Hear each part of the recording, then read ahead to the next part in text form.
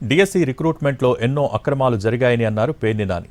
చర్చల పేరుతో మంత్రి నారా లోకేష్ డైవర్షన్ పాలిటిక్స్ చేస్తున్నారని మండిపడ్డారు అంబటి రాంబాబు. స్పోర్ట్స్ కోటాలో ఉద్యోగాలు అమ్ముకున్నారని వెల్లంపల్లి శ్రీనివాస్, మల్లాది విష్ణు ఆరోపించారు. అంటే జిల్లా సెలక్షన్, డిస్ట్రిక్ట్ సెలక్షన్ కమిటీ.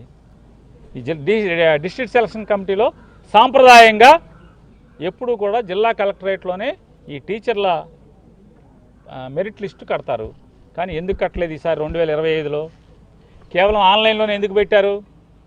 మరి ఆన్లైన్లో ఫస్ట్ మెరిట్ లిస్టులో నవీన్ అనే కుర్రోడికి ఏదైతే ఎస్సీఆర్టీలో పేపర్ తయారు చేసి మార్కులు అప్లోడ్ చేసిన దాంట్లో పనిచేశాడో ఆ కుర్రోడు జిల్లా టాపర్గా వచ్చారని చెప్పి ఆన్లైన్లో ఫస్ట్ లిస్టులో మెరిట్ లిస్టులో పెట్టి రెండో లిస్టులో తెల్లారేపటికి రెండో రోజుకో దాన్ని తీసేసి ఎందుకు కొత్త లిస్ట్ వచ్చింది? రాష్ట్ర ఎడ్యుకేషన్ మినిస్టర్ నారా లోకేష్ రాజీనామా చేసి చిత్తశుద్ధిని చాటుకోవాలని వైఎస్ఆర్ కాంగ్రెస్ పార్టీని డిమాండ్ చేస్తున్నాం. ఈ కార్యక్రమం 10వ తారీఖు దాకా కొనసాగుతుంది. ఆ తర్వాత కూడా 10 తర్వాత కూడా మళ్ళీ రీషెడ్యూల్, మళ్ళీ ఇంకో షెడ్యూల్ని కూడా ఇస్తాం. దీన్ని వదిలిపెట్టే ప్రశ్న లేదు. ఇది పెద్ద స్కామ్, రాష్ట్రంలో జరిగినటువంటి స్కాము. ఈ స్కామ్కి సిబిఐ ఎంక్వైరీ చేయమని కూడా డిమాండ్ చేస్తున్నాం. ఆయన నేను చర్చలకు వస్తానంటాడు. రాజీనామా చేసి రమ్మను, ఎవరు కాదన్నారు? మేము అడుగుతున్న ప్రశ్నలకు సమాధానం చెప్పమను. నెంబర్ 1, లోకేష్ అంతకు ముందున్న జీవోని ఎందుకు రద్దు చేశావు? మళ్ళా నీ పని అయిపోయిన తర్వాత మళ్ళా జీవో ఎందుకు క్యాన్సిల్ చేశావు? అభ్యర్థులను కూడా పక్కన కూర్చోబెట్టుకొని వారి యొక్క సర్టిఫికెట్లతో సహా చూపెట్టి ఈ ప్రభుత్వాన్ని ప్రశ్నిస్తే ఈ రోజు వరకు దాని మీద సమాధానం లేదు. కోన రవికుమారు ఇతను ఒక కమిటీకి చైర్మన్గా ఉన్నాడు.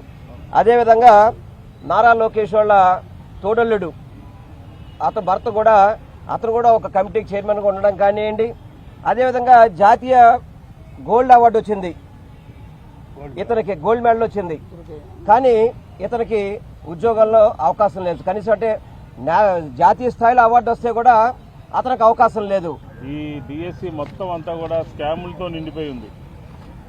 ఈ స్కాములు ఉద్యోగ అవకాశాలు దెబ్బతిన్నటువంటి నిరుద్యోగ యువత పక్కన వైఎస్ఆర్ కాంగ్రెస్ పార్టీ ఈరోజు లోకేష్ గారిని ప్రశ్నిస్తూ ఉన్నాం.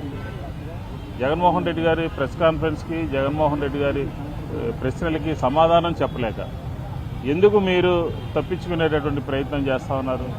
సిబిఐ ఎంక్వైరీ వెయ్యాలి అని చెప్పని మేము డిమాండ్ చేస్తూ ఉన్నాం. తెలుగు రాష్ట్రాల నీట్ చరిత్రలో కొత్త అధ్యాయానికి నాంది ఎస్ఆర్. ఇది ప్రతి తెలుగు విద్యార్థి విజయం. మన తెలుగు విద్యార్థి తెలుగు గడ్డపై నుంచి ఎగురవేసిన విజయకేతనం. ఆల్ ఇండియా జనరల్ కేటగిరీలో 9వ ర్యాంక్, 720కి 705 మార్కులు. తెలుగు రాష్ట్రాల్లో ఏ ఒక్క విద్యా సంస్థకి 720కి 705 మార్కులు రాలేదు, ఒక్క ఎస్ఆర్ కి తప్ప. It's an open challenge. Telangana రాష్ట్రంలో నంబర్ 1, ఏపీలో నంబర్ 1, కర్ణాటకలో నంబర్ 1, మొత్తం సౌత్ ఇండియాలో ఎస్ఆర్ ఆధిపత్యం.